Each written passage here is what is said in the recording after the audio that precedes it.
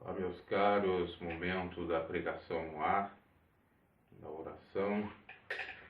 Vamos para mais uma explanação aqui da Palavra do Senhor no canal Conteúdo Edificante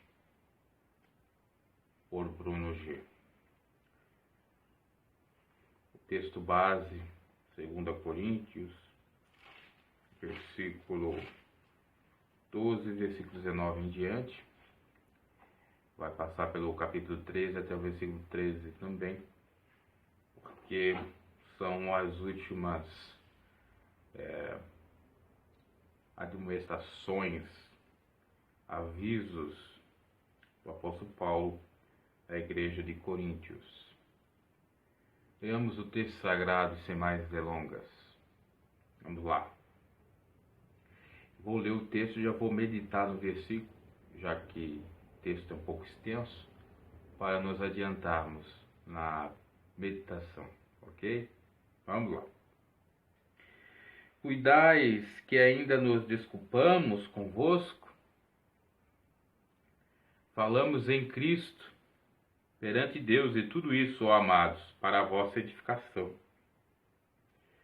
O apóstolo Paulo está dizendo, essa parte derradeira da epístola, segundo aos Coríntios, que o povo que vivia em Coríntios, cidade grega, queria que ele, o apóstolo Paulo, e seus auxiliares, vou colocar aí discípulos, cooperadores, pedisse desculpa pelo tratamento recebido da parte deles aos coríntios.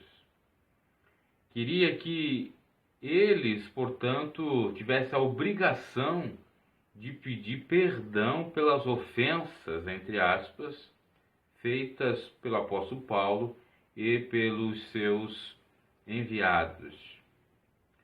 Isso não tem cabimento algum, porque o que o apóstolo Paulo fez, por mais que seja um pouco rude, venha a ser forte, austero, uma medida assim de muita enérgica, uma medida muito enérgica, não foi proveniente da própria vontade do apóstolo Paulo. Ele não fez porque estava com picuinha com Coríntios, ou porque não gostava de Coríntios, ou porque não tinha empatia com o povo de Coríntios.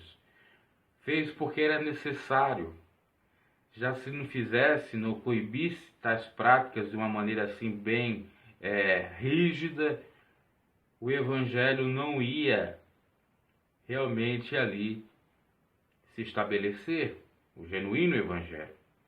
Quando o apóstolo Paulo exorta a igreja para não ter partidarismo, para não dizer aqui é de Paulo, aqui é de Apolo, aqui é de fulano de tal, ele está fazendo aquilo que Cristo manda, para nós não tomarmos partido, porque os homens são todos falhos, e que devemos fazer tudo de acordo com os nossos próprios dons e para o Senhor, já que a obra é do Senhor. Quando o apóstolo Paulo repreende o que estava sendo feito na ceia do Senhor, os beberrões, os ébrios, que tomavam o vinho, não tinham respeito por aquele partir do pão, pela comunhão, impedindo dos demais participarem, ele faz a luz do Evangelho, a luz de Cristo Jesus. Quando ele pede para a igreja ter ordem, ter decência, que o culto que estava sendo feito em Coríntios era totalmente distorcido, era totalmente confuso, né? Porque um falava de uma coisa, o outro falava em língua estranha, o outro dava profetada, o outro fazia isso, fazia aquilo, não se entendia. Ele estava pedindo para que a igreja realmente tivesse crescimento, maturidade espiritual, quando ele até mesmo xinga muitos de Coríntios de ser meninos na fé. Quando ele fala daquele ato incestuoso entre madrasta e enteado, e até diz para que a carne daquele sujeito enteado seja entregue a Satanás, ele não está fazendo porque ele não gosta dele ou do pessoal de Coríntios, do povo de Coríntios, porque era necessário, senão todos iam fazer a mesma coisa. As pessoas iriam aceitar os pecados. Que ele pode fazer, por que eu não posso? Para não dar ocasião, foi necessário fazer o que foi feito. Então o povo de Coríntios achava que Paulo pecou com eles, que Paulo foi pesado demais com eles, foi cruel demais com eles. Mas era verdade. Quando foi, fazia necessário para que, de fato, o evangelho genuíno propagasse naquele local. O problema era que os coríntios, que eram da Grécia, eles tinham influência dos deuses gregos, do panteão grego. Então, muitas das coisas que eles aprenderam na vida de outrora, traziam para a igreja. A questão do incesto é uma delas, do partidarismo, tudo isso que eu citei. Se o apóstolo Paulo não refuta, eles acham que o Deus dos cristãos, de Cristo, é o mesmo Deus dos deuses do panteão grego. E que não haveria nenhuma diferenciação, então, portanto, tudo era permitido. Até quando ele diz para a igreja, tudo é me lícito, mas nem todas as coisas me convêm, é nesse sentido, nesse aspecto. Mas a igreja ainda tinha sentimento carnal, advindo da saudade, entre aspas, dos deuses gregos, do ensinamento da cultura grega, que o apóstolo Paulo se humilhasse perante eles e pedisse perdão, porque foi demais, passou dos limites. Assim é o que ocorre na igreja do Senhor. Assim é que ocorre no meio cristão, na cristandade. Quando chega um servo de Deus e começa a pregar a verdade, e o povo fica picudo, e o povo não aceita, fecha os seus 2 ouvidos para não escutar, né? Xinga o pastor, xinga o pregador, a pregador dizendo, não, esse é carnal demais, esse quer dar uma de santarrão, esse quer ser o baluarte da justiça, quer ser o arauto da verdade, quer ser o tal, e não é nada. Como se o pregar contra o pecado fizesse da pessoa mais santa que a outra. Até porque, se nós formos analisar, meus caros, isso não tem embasamento algum. Porque quando se prega a santidade, não é só para os que recebem a palavra do Senhor, mas é para aquele que prega. Quando eu estou pregando aqui, essa palavra é para mim. Não é só para você que está recebendo. Porque a palavra do Senhor, ela é uma espada de 2 gumes que corta de 2 lados. Tanto do lado vosso como do meu lado. Né? Então, o que o apóstolo Paulo está dizendo? Olha, nós não devemos desculpa alguma. Nós somos obrigados a pedir perdão, não, porque nós não fizemos de nós mesmos, nós fizemos da vontade do Espírito de Deus. Porque falamos em Cristo perante Deus. Falamos de Cristo, da doutrina de Cristo, que é amor, mas é justiça. E justamente porque é amor e não folga com a justiça, e ele fala isso em 1 Coríntios 13, que não busca o seu próprio interesse, é que foi falado a verdade. Verdade essa que os liberta. Tá? A igreja de Coríntios, dentre todas elas, possivelmente foi a mais criticada.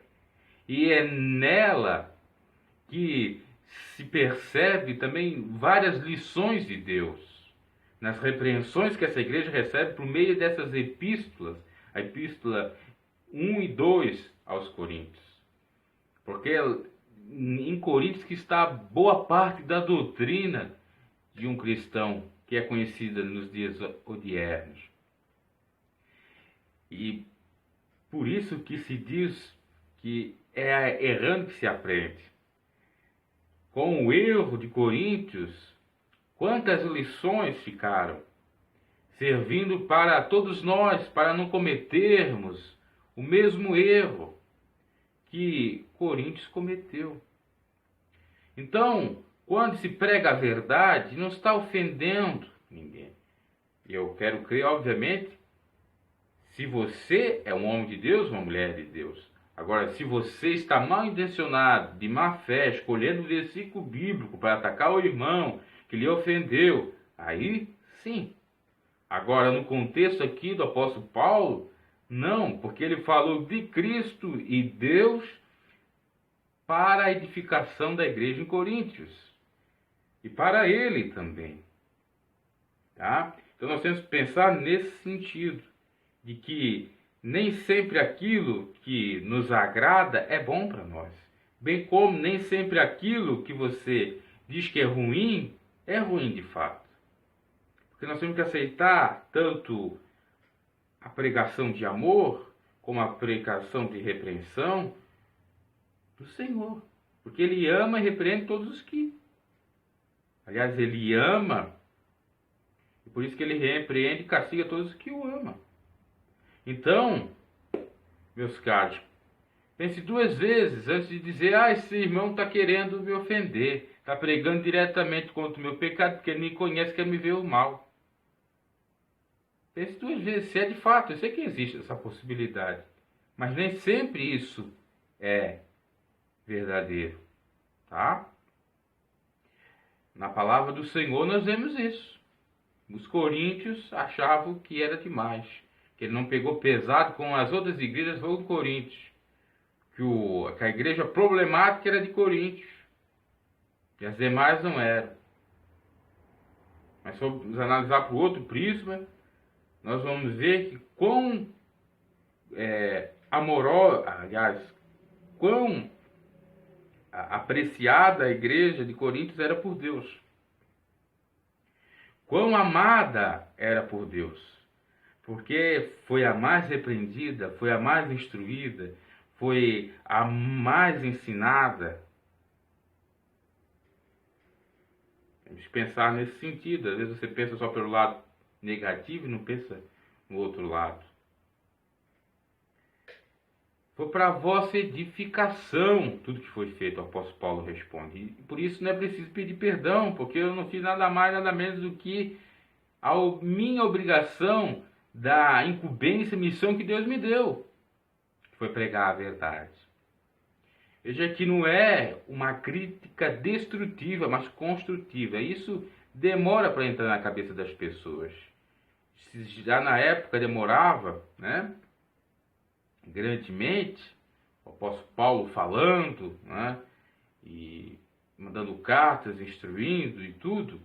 Imagina hoje com vários tipos de informações que você tem. E fake news por aí. E com o pensamento evoluído do ser humano, né? Porque não se pensava tanto como se pensa hoje, como outrora. Se não fosse o ser humano pensar tanto, não existia essa evolução tecnológica, por exemplo. Então o ser humano pensa, e nesse pensar demais, ele acaba ficando, né, doido, eu diria. Porque aí vai pensar: puxa vida, ele me ofendeu. Se outrora Coríntios achava que ele ofendia por aquilo tudo que ocorreu, mesmo sendo verdadeiro, imagina hoje. Hoje, às vezes, você só fala uma única palavra. Eu já acho que você está perseguindo. Os ouvintes acham que você está perseguindo. Você que é pregador, ministro do Evangelho. Que você até mesmo está encapetado, está com o demônio, porque está perseguindo a pessoa. Hoje, se você falar que a Bíblia condena o homossexualismo, a prática homossexual, você é taxado como ridículo, você é taxado como um sujeito sem amor. Isso para a sociedade, e até mesmo dentro da igreja. Mesmo que para a sociedade você diga: olha, eu não sou contra os direitos dos homossexuais, do movimento LGBT, eu só sou contra eles serem ministros da palavra do Senhor na minha instituição religiosa. Eles podem até ter a deles, né? Ou eu dizer que não concordo com o ativismo, que é a principal, realmente, reivindicação dos cristãos, que é, de fato, o principal mal, o ativismo, seja ele qual for, cristão ou não cristão, seja dos gays ou de outra temática, que querem dizer, por exemplo, que Jesus era gay, que João era seu namorado, que Jonatas e Davi tinham relações homoafetivas. Isso é inadmissível, inaceitável. Aí você vai falar contra isso? Não está falando à luz de Romanos, né? 1:18, ali que segue falando acerca da inversão de valores e tal. Não é daquilo que você está falando. Você está falando quanto ao ativismo gay. Eu recebi recentemente aí uma mensagem de um sujeito me dizendo que eu sou um ridículo, que eu, em nome da religião, estou fomentando ainda mais o meu preconceito e escondendo meu preconceito. Aí você tem que mandar uma mensagem explicando ao sujeito que a diferença disso, a diferença daquilo. Obviamente o sujeito é jovem, influenciado pela mídia, influenciado pela influência do ativismo gay e tal. E isso realmente acaba impossibilitando o diálogo, a convergência, tá? É necessário o diálogo. Então você não pode dar mais opinião. Imagine só, como é que vai ficar o evangelho daqui para frente? Realmente caminha para perseguição, muito mais perseguida, digamos assim, para anticristo, para fim de tudo. Porque você não pode falar mais nada. Até um filósofo ateu falou uma verdade, diz que essa geração é uma geração mimimi. E eu quero compreender ele não está falando daqueles que sofrem bullying e se manifestam, ou que aqueles que sofrem ofensa e se manifestam, tem o seu direito. Mas ele está falando exatamente dessas pessoas que não examinam as coisas, que vão ver um vídeo, por exemplo, na internet de 1 segundo ou 10 segundos, já estão julgando o sujeito, ou até mesmo pelo título do vídeo já julga o sujeito, dizendo, não, ele é do bem, ele é do mal, não, ele está perseguindo, ele é homofóbico, ele é isso. Meu Deus, que ponto nós vamos chegar? E assim a igreja de Corinto pensava. Hoje em dia se pensa muito mais. Hoje em dia a pessoa só passar perto dela, não com uma cara que ela goste, já é uma ofensa. Já você é até passível de levar um tapa na cara, tá? Porque hoje em dia ninguém atura mais ninguém. Há uma impaciência, todo mundo tem que ser agradável, todo mundo tem que ser sociável, todo sociável de acordo com o seu pensamento de sociedade, de grupinho. Às vezes você pode fazer das tripas do coração, às vezes você pode fazer aquilo que manda a etiqueta da política da boa vizinhança, mas ainda não serve. Você tem que fazer algo mais. Esse algo mais até excede a tua possibilidade de, como ser humano, de fato se portar. Porque é incrível. As pessoas não param para dialogar contigo. Não param para te ouvir. Só a gente tem que ouvir elas. Qualquer coisinha que você fala, você tem que explicar milhões de vezes. Realmente está difícil viver. Isso é tanto na igreja, isso é tanto no mundo, isso é tanto em várias áreas da nossa vida, trabalho, onde quer que seja. Você tem que explicar tudo muito explicadinho.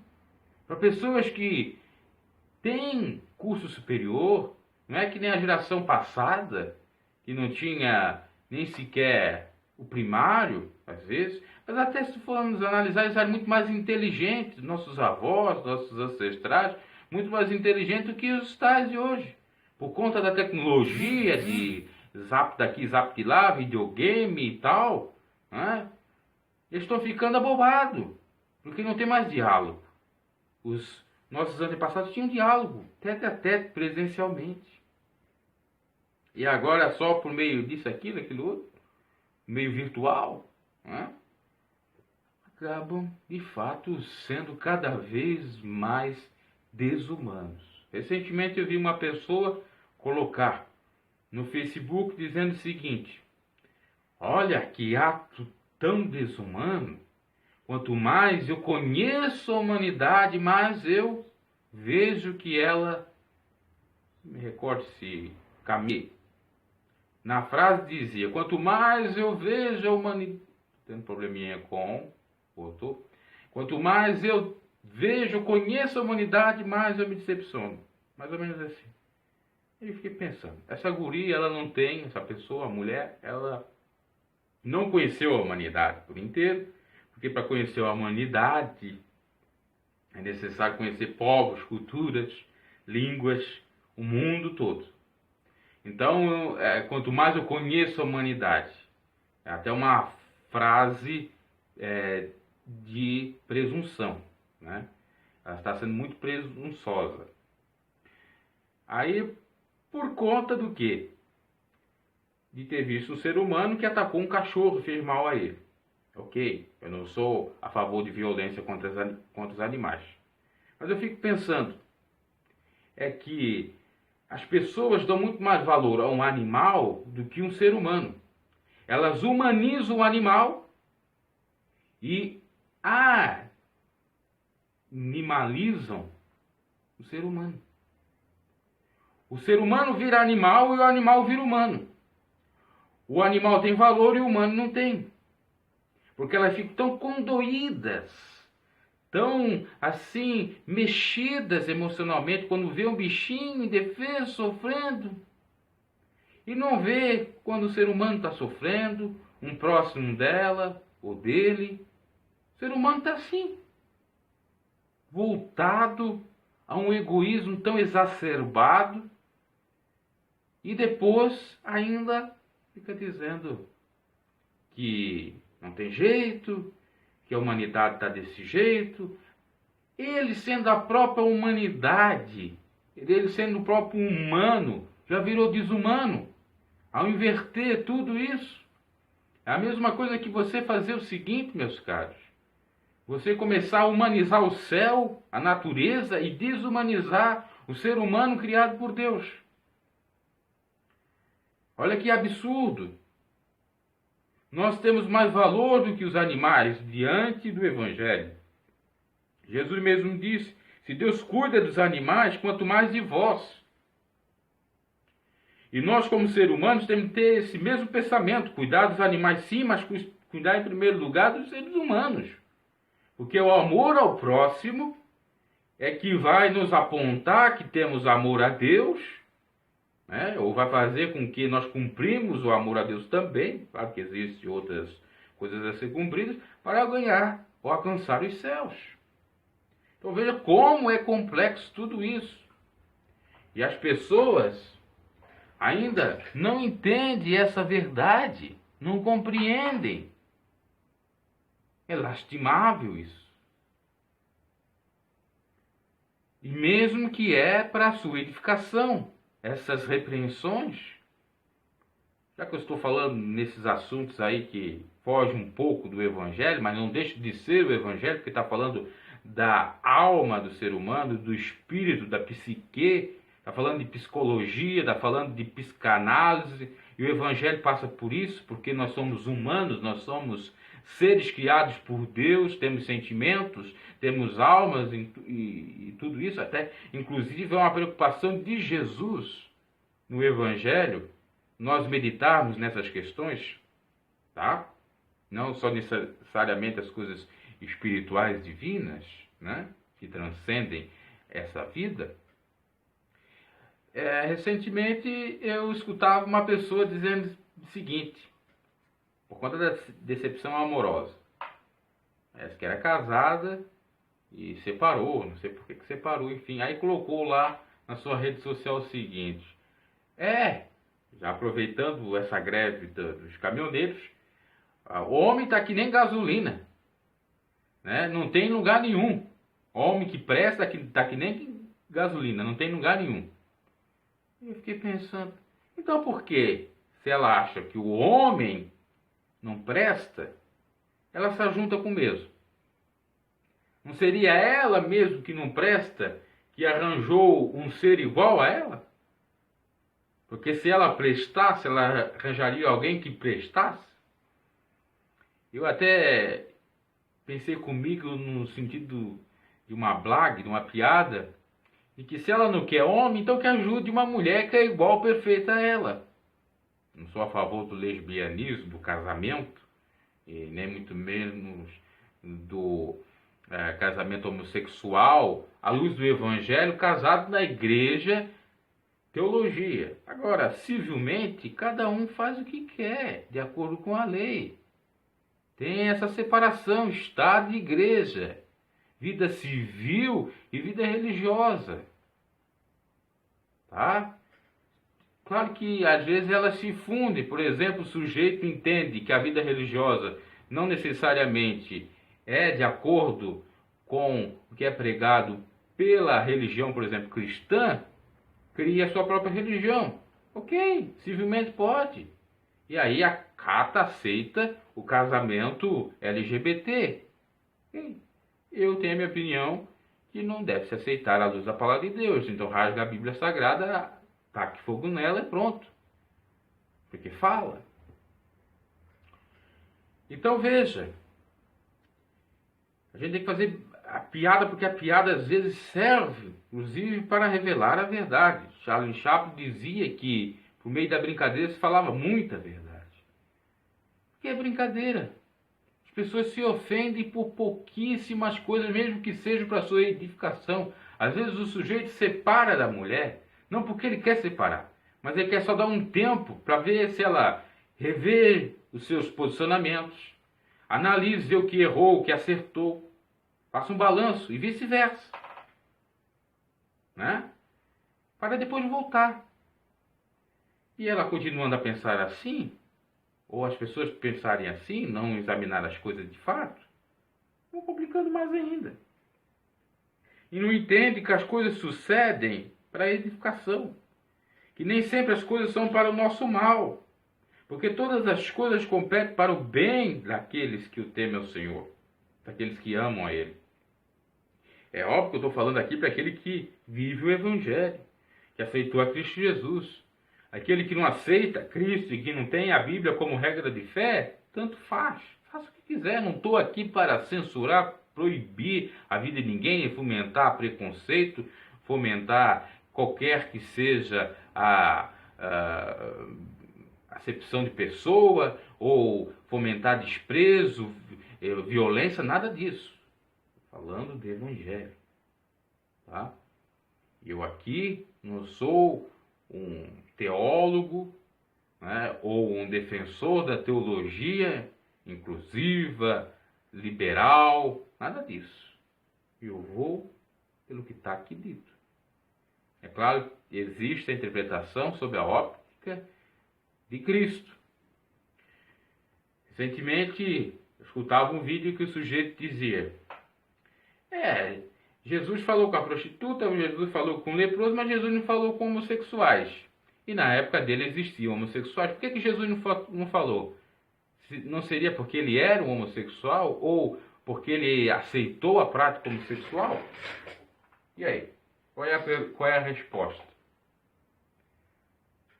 Não falou, possivelmente porque não chegaram a ele. Porque existia duas possibilidades para Jesus ter diálogo. A primeira era quando ele caminhava, via alguém bem próximo dele, então falava. E uma outra, que até seria a mais, que estaria em prioridade, né? Seria de fato o que acontecia mais vezes, que era as pessoas vinham até ele, porque sabiam dos milagres. As pessoas se achegarem a ele ou serem conduzidas por terceiros até a ele, e aí ele dizia: bendita é a sua fé. Sua fé lhe salvou, sua fé lhe curou. No caso da mulher adulta, trouxeram ela a ele. Ela não veio de livre espontânea. Se ela viesse de livre espontânea, não está tudo bem. Mas Jesus não foi até ela. Tá? A mulher samaritana, ele foi tomar água e encontrou ela. Os leprosos da mesma maneira. Possivelmente os homossexuais não chegavam a Cristo. E quando chegava, o assunto era outro, e não aquele especificamente. Quando chegaram até Jesus perguntando acerca do divórcio, não indagaram. Como que eu vou falar uma coisa se não me indago sobre ela? Isso não quer dizer que Cristo aceite. Porque senão o que o apóstolo Paulo falou seria tudo debalde, em vão. Mas se nós formos analisar bem criteriosamente, Cristo fala de homossexualidade, de bissexualidade, de lesbianismo, quando ele diz, ao responder aos que queriam saber acerca do divórcio, que no início Deus fez macho e fêmea. Macho e fêmea os criou. E pronto. Precisa mais alguma coisa para entender isso? Então as pessoas às vezes criam problemáticas que não existem. E se ofendem com coisas que são tolices. Porque receio que quando chegar a vós não ache como eu quereria, e eu seja achado de vós como não quereríeis.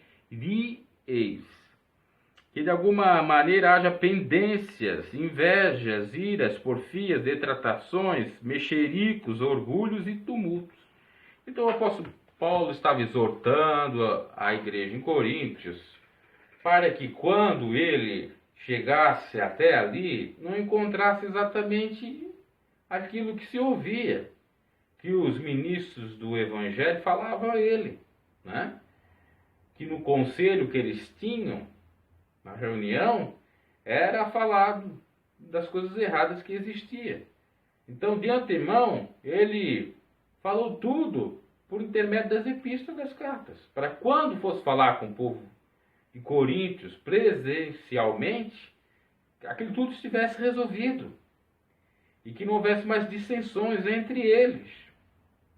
E que, quando ele chegasse, eles realmente receberiam de fato e pudesse compreendê-lo melhor. Tanto ele seria recebido, como eles seriam recebidos por ele. Porque não existiria nada a ser repreendido, exortado pelo apóstolo Paulo.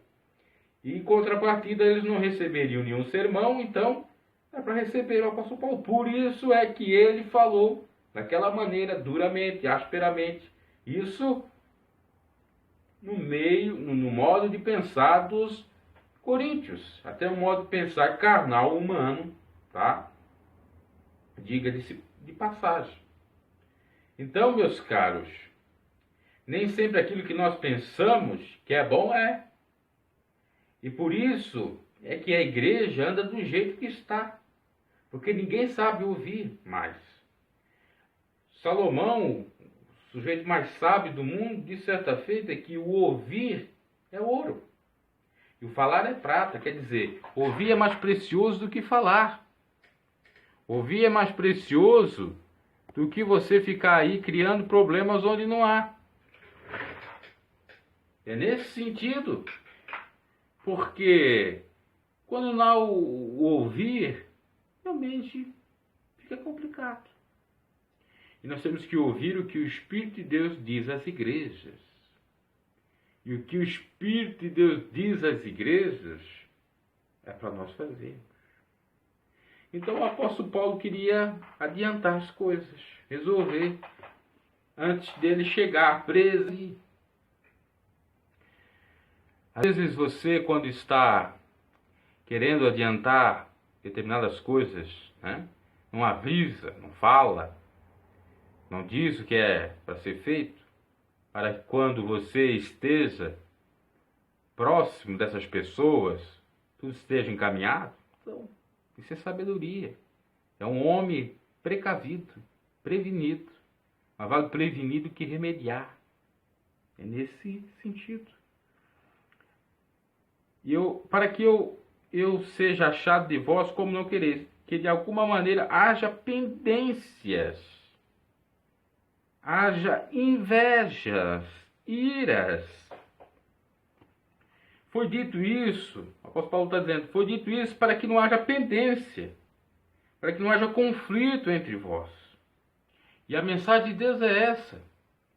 Ela é dessa forma, é dessa maneira, para que não haja realmente problemática nesse sentido.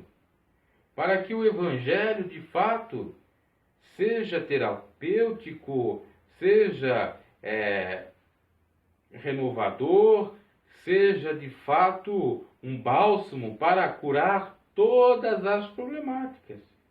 E o Evangelho, de fato, é exortação também, não é só amor, não é só passar a mãozinha na cabecinha do sujeito. Para que não haja pendência, para que não haja inveja. Quantos irmãos que têm inveja, ciúme, como tinha na igreja de Corinto, o sujeito está mais próximo, o sujeito é mais destacado, tem mais dons, tem isso, tem mais aquilo.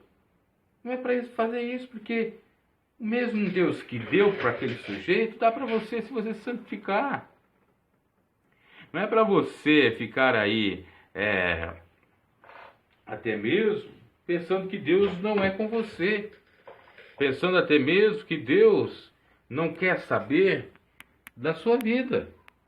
Que Deus não lhe ama, porque para um ele dá uma coisa e para você ele não dá nada. Não funciona isso com Deus, meus caros. Pensamos dessa forma. Pensamos dessa maneira. Porque de outra sorte, o Evangelho vai estar escandalizado. Para que tem inveja?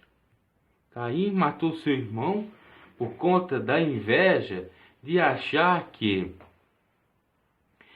o sacrifício de Abel era mais belo, mais perfeito que o dele, e que ele não poderia chegar a tal perfeição. Ele se precipitou. E muitos, por conta da precipitação, por serem precipitados, acabam perdendo a bênção. Como Esaú perdeu ao vender a sua primogenitura para Jacó, como tantos outros personagens bíblicos acabaram perdendo por não crucificar os seus desejos carnais, por não crucificar os seus maus pensamentos. Então, para que não haja pendência, inveja, iras, não é aquela ira simples de irar e não pecar, se indignar e não pecar, mas é uma ira no sentido de mágoa contínua, constante, para que não haja isso, para que não haja porfias, lutas, conflitos, detrações, ou seja, calúnias, mexericos, falações, né? Fofocas. Veja aqui, os fofoqueiros, né? Aqui é condenado. Orgulhos, soberbas, tumultos. Por isso que o Evangelho é necessário ser pregado, para que não aconteça isso, para que se dê bom testemunho. Que quando for outra vez, o meu Deus me humilde, que quando for outra vez, que ele já tinha ido, o meu Deus me humilhe para convosco, e chore muitos daqueles que dantes pecaram, e não se arrependeram da imundícia e prostituição e de desonestidade que cometeram. Então o apóstolo Paulo está dizendo no versículo 21 que quando ele for novamente, que Deus humilhe para convosco, me humilhe para convosco, e chore por muitos daqueles que dantes pecaram, e não se arrependeram da imundícia. Quer dizer que o apóstolo Paulo tinha compaixão das almas, que ele não estava fazendo para ver elas arruinadas, e que aquelas que pecaram, ao lerem aquela carta, pudesse pensar duas vezes, se arrepender dos seus pecados, se arrepender das suas imundícias, prostituição, desonestidade que cometeram, para que realmente chorasse e se arrependesse. Aí Paulo no versículo 13 vai dizer: é esta a terceira vez que eu vou ter convosco. Já não era nem a primeira nem a segunda, era a terceira. Então, para se precaver, né, para não encontrar dissensão ainda mais que existia, era necessário então já ser dito tudo por carta. Por boca de 2 ou 3 testemunhas será confirmada toda a palavra. Veja que aqui ele cita a questão do testemunho, que é segundo a lei, enfim, que hoje em dia isso até pode ser caducado por conta de outras possibilidades. Uma filmagem, uma gravação de áudio já serve como prova testemunhal, né, para demonstrar delitos ou coisas erradas assim, e ter no caso, o evangelho confirmado. Já anteriormente eu disse, e segunda vez eu digo como quando estava presente, mas agora, estando ausente, digo aos que antes pecaram e a todos os mais, que se outra vez for, não lhes perdoarei. Quer dizer, aqueles que ficam pecando, que são pecadores contumazes, que não se arrependam, se continuarem fazendo a mesma coisa, eu não vou mais os perdoar. No sentido de que não vai mais pregar, vai desprezar, vai considerar como republicano aquilo que Jesus ensinou. Né? Se vê teu irmão pecar, vai e o repreendo. Se ele não se arrepender, diga à igreja. Se não se arrepender diante da igreja, então considere ele como um qualquer, um republicano, um pecador, despreze-o nesse sentido. Visto que busqueis uma prova de Cristo que fala em mim, o qual não é fraco para convosco, antes é poderoso entre vós. Porque ainda que foi crucificado por fraqueza, vive contudo pelo poder de Deus. Porque nós também somos fracos nele, mas viveremos com ele pelo poder de Deus em vós. Aqui Paulo ressalta a fraqueza humana, ressalta que nós estamos sujeitos a pecar, a fazer coisas erradas. No entanto, que essa fraqueza não sirva de pretexto para continuarmos no pecado ou pecando ainda mais, ou com outros pecados, né? Que temos de alguma maneira nos esforçar para crucificar esses pecados, até porque Deus nos ajuda, Deus vive em nós. Assim como Cristo na sua fraqueza, porque ele é um Cristo que tinha a natureza não só divina, mas humana, Cristo na sua natureza humana era fraco como nós, sujeito a todas as fraquezas, as fragilidades de um ser humano. Então, portanto, ele, no caso, ele estava de fato dizendo aqui o apóstolo Paulo que nós, assim como Jesus, nós seres humanos de carne, somos fracos, somos falhos.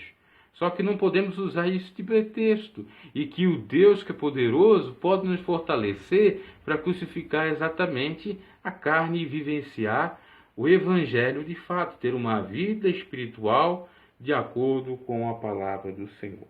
Examinai-vos a vós mesmos. Se permaneceis na fé, provai-vos a vós mesmos. Ou não sabeis quanto a vós mesmos que Jesus Cristo está em vós? Se não é que já estáis reprovados. Então faça a autoanálise, a autoexaminação. Se você está permanecendo na fé, prova a si mesmo se você é de Cristo. Se não, vós já estáis reprovados. Porque não basta você dizer eu sou de Cristo. Mas, se você não tem fé, não adianta você dizer que é de Cristo, mas você não prova se você realmente segue a doutrina de Cristo. E se você faz e o resultado for negativo, então é para você ser humilde, reconhecer suas falhas, pedir perdão e tentar a ser um cristão de verdade. Essa é a recomendação do apóstolo Paulo. E é muito interessante que o apóstolo Paulo fala, examinai-vos a vós mesmos, e já é uma referência aos deuses gregos, ou melhor dizendo, os filósofos gregos. Sócrates, Platão, Aristóteles. Sócrates falava, conhece a ti mesmo. Né? E aqui Paulo fala, examinai-vos a vós mesmos. É claro que Sócrates é antes do apóstolo Paulo, é 500, 600 anos antes. Mas possivelmente ele usa desse argumento para que o povo possa de fato examinar. Porque quem que vai levar nós para o inferno? Ou fazer com que perdemos a salvação? Nós mesmos.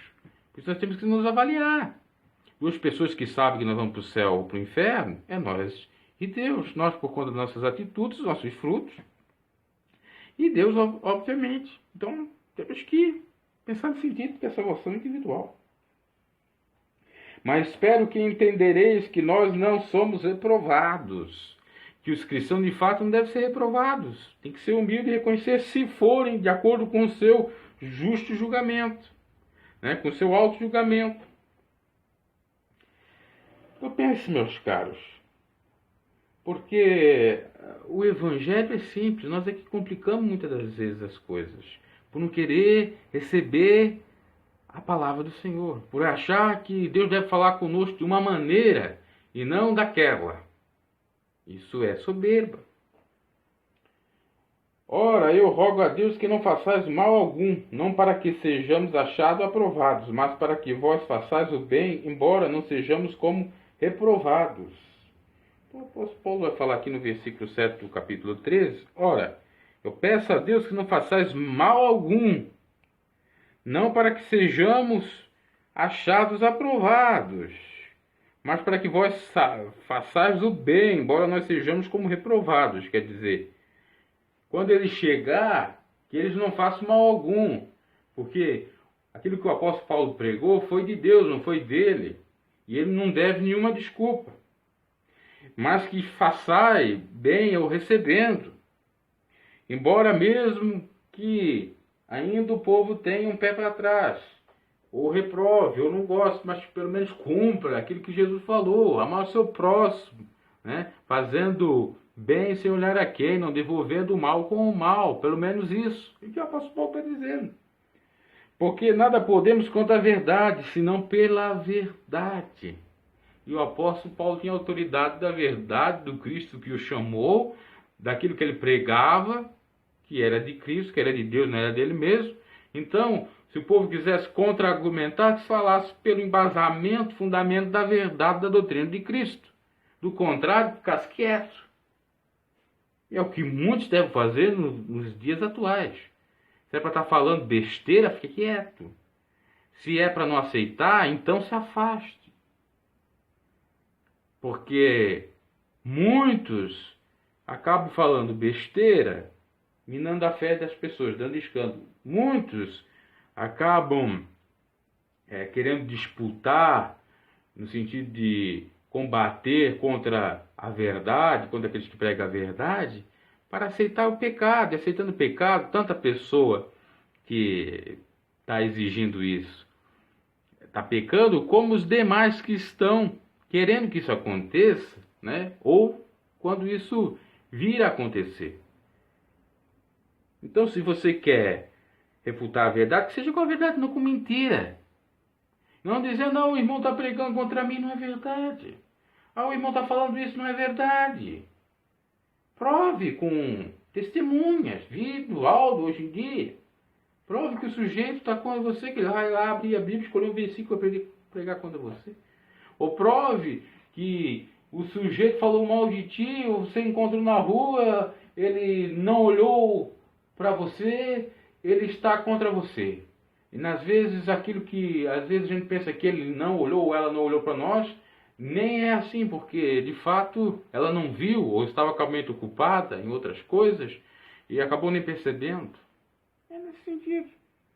Porque nós nos regozijamos de estar fraco, nos alegramos por estar fraco, quando vós estáis fortes. E o que desejamos é a vossa perfeição. Portanto, escreva essas coisas estando ausente, para que, quando estando presente, não use de rigor, segundo o poder que o Senhor me deu para edificação e não para a destruição. Aqui, Paulo é claro, enfático, dizer, olha, eu não vim para destruir, não vim para acabar com vocês, estou fazendo uma crítica construtiva, já antevendo tudo. Se vocês acham que isso é duro, imagine então eu presente, tendo que repetir isso tudo de volta e vós não ter cumprido. Já estou dizendo antemão para cumprir, para quando eu chego, que se cumpra o nosso gozo, porque cada um está na harmonia da mesma doutrina do Senhor, e se alegrando, regozijando, por cada um estar cada vez mais se fortalecendo, amadurecendo no Evangelho. É isso que ele está dizendo. E se vós estáis fortes, é bom. Porque quando a gente está fraco, um ajuda o outro. Se o apóstolo Paulo estava fraco, aquele que está forte ajudava a ele. E vice-versa. Mas não forte o pecado, né? Ou a carne forte. Tem que estar forte é o espírito. E a carne é fraca, né? Quanto aos mais irmãos, regozijai-vos, sede perfeitos. Sede perfeito, como o vosso Deus está no céu é. Sede consolados, Consolai uns aos outros com a palavra de esperança, de vida eterna, de ressurreição, de paz, de gozo, de salvação, prosperidade. Seja de um mesmo parecer. Não sejam Maria vai com as outras. Não fique tutubiando. Não fique sendo bipolar. Uma hora está num lado, uma hora está no outro, uma hora está num estado de humor para baixo, uma outra está para cima. Esteja constância, seja do mesmo parecer, não seja não tenha dupla personalidade, não seja uma pessoa de duas caras. Seja sim, sim, não, não, porque o passadiço é procedência do maligno. Seja tudo ou nada. Isso que o apóstolo Paulo está dizendo. Viver em paz, e o Deus de amor, de paz será convosco. Claro, se você estiver na paz, aceitar o princípio da paz, a doutrina do princípio da paz, isso é claro, é recíproco. Numa outra pregação eu falava de dar e receber. Você dá a paz, né? Você recebe a paz, você dá a paz. Né? Se você dá o amor, você recebe o amor. Se você planta a paz, você recebe como colheita a paz, o amor. E assim vai. Então, é nesse interim que o apóstolo Paulo está falando. Saudai uns aos outros com ósculo santo, com beijo santo, todos os vossos santos vós saudam. A graça do Senhor Jesus Cristo, o amor de Deus e a comunhão do Espírito Santo seja com vós todos. Amém. Olha que interessante essa meditação. Extensa, mas muito rica. Para nós compreendermos o óbvio, o trivial, o básico, tá? O problema é o seguinte, às vezes você escuta, às vezes você até compreende, mas para aplicar fica difícil. Não porque você não quer, é porque você acaba, com o passar do tempo, se convencendo para o outro lado. Acaba se enrijecendo, tendo o coração petrificado com o seu próprio egoísmo, com a sua própria ganância, querendo fazer tudo pro seu bel prazer, ao seu bel prazer. E aí complica. Complica porque você não aceita o outro, como é que você pode ser aceitado? Você não respeita, você não recebe a palavra do Senhor com alegria. E aí, como é que fica? Complicado. O sujeito ouve, olha, adulterar é pecado. Essa palavra está vindo para mim, porque ele acha que eu estou sendo adúltero. Ou eu sou santo, e essa palavra não é para mim. Deus, a palavra é para todos. Até porque a palavra adulterar não quer dizer só infidelidade conjugal. Ela tem uma interpretação muito mais abrangente. Ela pode ser se prostrar diante de outros deuses, quando você adultera espiritualmente com Deus Jeová, ou de Deus Jeová. Ela pode representar a falsificação da palavra de Deus. Ela pode, inclusive, representar a falsificação de algum documento na terra, na justiça dos homens. Enfim, então, nós vamos pensar, ouvimos, nós reflitamos, fazemos autoanálise, não criamos problema. Desde Coríntios, criava problema. Paulo teve 2 vezes lá, foi rígido, foi rigoroso, porque deveria ser. Eles achavam que não estava bom, que eles estavam sendo perseguidos pelo apóstolo Paulo, que Paulo não gostava deles, que Paulo não tinha empatia com eles e tal. Isso não é verdade. Estava fazendo para a obra do Senhor. E pensamos nesse sentido, que a repreensão é para o nosso bem, não para o nosso mal. Pior se nós não fosse repreendidos. Quando somos repreendidos, temos que pensar o seguinte: Deus nos ama, porque Ele repreende e castiga aquele que Ele ama. Aqueles que não são repreendidos é porque Deus não chegou até eles. Não quer dizer que Deus não os ama também. Deus até o ama.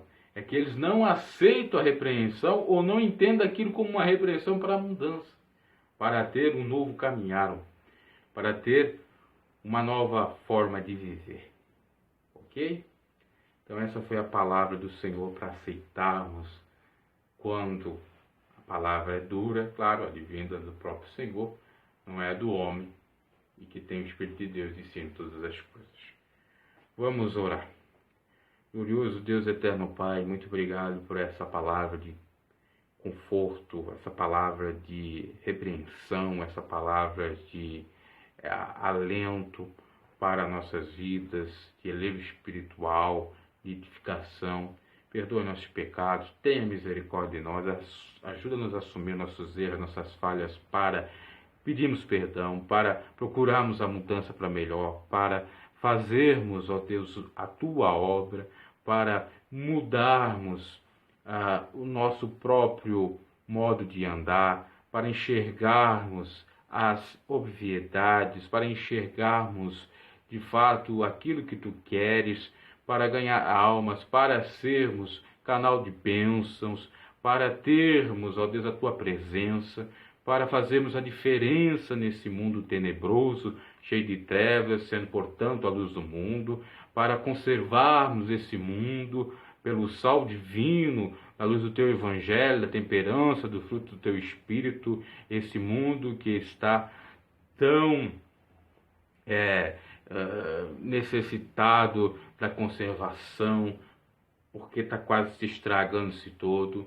Ó Deus poderoso, em nome de Jesus, nos dá força, nos dá graça, nos dá poder. Perdoa os nossos pecados, perdoa as nossas falhas, cura todas as nossas enfermidades, repreende todos os mal, todas as obras do maligno na nossa vida, opera grandemente no nosso lar, na nossa família. Senhor, meu Deus, liberte as vidas que estão oprimidas, salve, transforme, contempla cada ser, a cada pessoa que clama, que busca pela Tua infinita misericórdia. Chegue nesse lar, chegue nessa vida, levando a paz, o conforto, a alegria, levando, Senhor, as palavras de bom ânimo, as boas novas do Evangelho, através do Teu Espírito, através dos Teus servos. Utiliza para que pregue o genuíno Evangelho, para que vivam, sobretudo, o Teu divino Evangelho, para que dê frutos e esse fruto permaneça, para que as almas sejam salvas, para que o Teu nome seja enaltecido. Ó Deus, em nome de Jesus Cristo, faça a Tua obra de uma maneira maravilhosa, além daquilo que nós pensamos. Restaura a nossa vida espiritual, restaura a nossa vida material, restaura, Senhor, todas as nossas áreas da nossa vida, transforma, Senhor, dá sabedoria e entendimento, ajuda a aplicarmos todos os teus ensinamentos na nossa vida. Abre a porta onde não há porta, toca nos corações, remove toda a pedra, todo o coração pedrificado, que não quer aceitar o Teu Evangelho, que não quer aplicar o Teu Evangelho, que por conta disso acaba até mesmo, meu Deus, fazendo mal à sua família, fazendo mal aos seus vizinhos, fazendo mal, pior ainda, a si mesmo. Ó Deus poderoso, não deixa nós sermos hipócritas, nos dá sabedoria, nos dá amor, nos dá união, nos dá simplicidade. Ó Deus poderoso, em nome de Jesus Cristo, ajuda nós a sermos cristãos de fato, e não só de nomes. Ó Deus poderoso, em nome de Jesus Cristo, opera os Teus sinais, as Tuas maravilhas, curando, libertando, ressuscitando as pessoas, seja metaforicamente, até mesmo literalmente, porque Tu tens poder. Aquilo que é impossível para os homens é possível para Ti, lá nas UTI, fazendo os milagres, os extraordinários, para que o Teu nome seja enaltecido lá, para que as almas alcancem a Tua salvação. Ó Deus, em nome de Jesus, opere grandemente.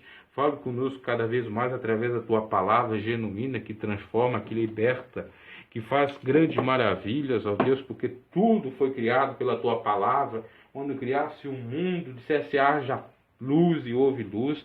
Essa palavra que tem autoridade, nos dê, Senhor, esse dom, nos dê cada vez mais capacidade e autoridade para, em Teu nome, repreender todos os demônios, em Teu nome, curar enfermos, em Teu nome, ó Deus poderoso, conseguimos ter autoridade, conseguimos ter, de fato, poder para vencer todos os males e estar cada vez mais perto de Ti, nos santificando, purificando e louvando e bendizendo o Teu nome santo. Ó Deus poderoso, Deus de grande mistério, grande graça, venha nos ajudar, em nome de Jesus Cristo, operar em nossas vidas, em nossos corpos débeis, pobres, mortais.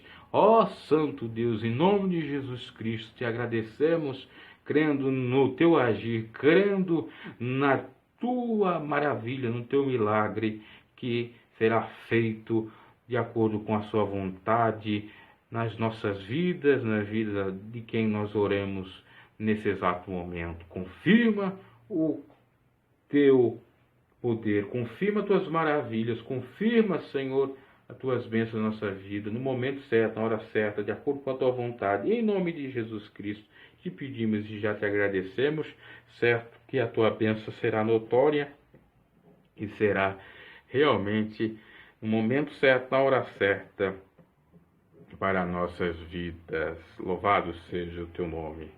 Amém e amém, Senhor. Esse foi mais um momento da oração, da pregação aqui no canal Conteúdo Edificante. Até a próxima.